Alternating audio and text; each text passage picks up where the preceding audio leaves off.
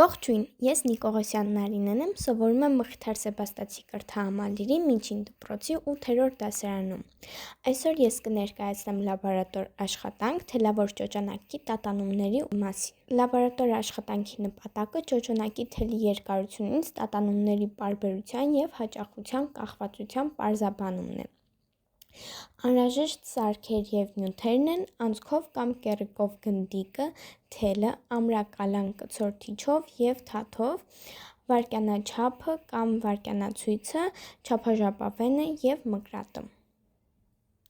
Չափաժապավենով չափեցի 100 սմ երկարությամբ թելը, կտրեցի մկրատով, նրանից կախեցի կեռիկով մետաղյա գնդիկը,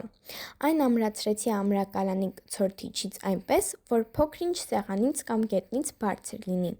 Չափաժապավենը դրեցի գնդիկի տակ և բաց թողեցի և անմիջապես միացրեցի վայրկյանաչափը։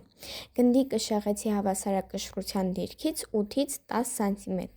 Չափեցի 40 լրիվ տատանումների ժամանակը, բանաձևերով հաշվեցի տատանումների պարբերությունը և հաճախությունը։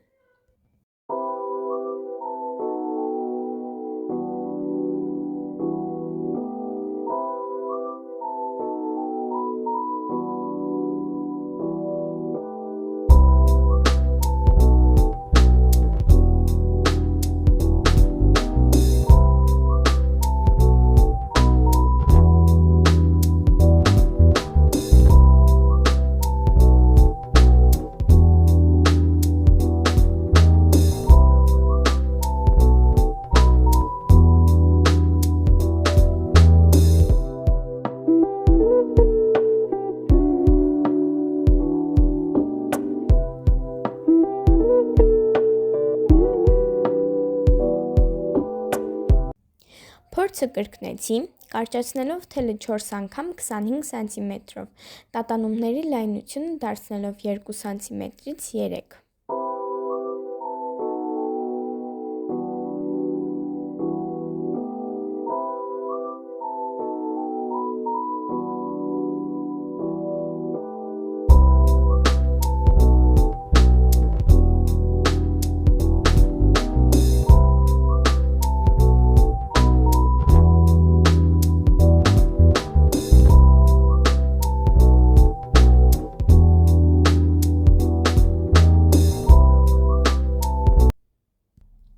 Վերջում այս փորձից արեցի եզրակացություն,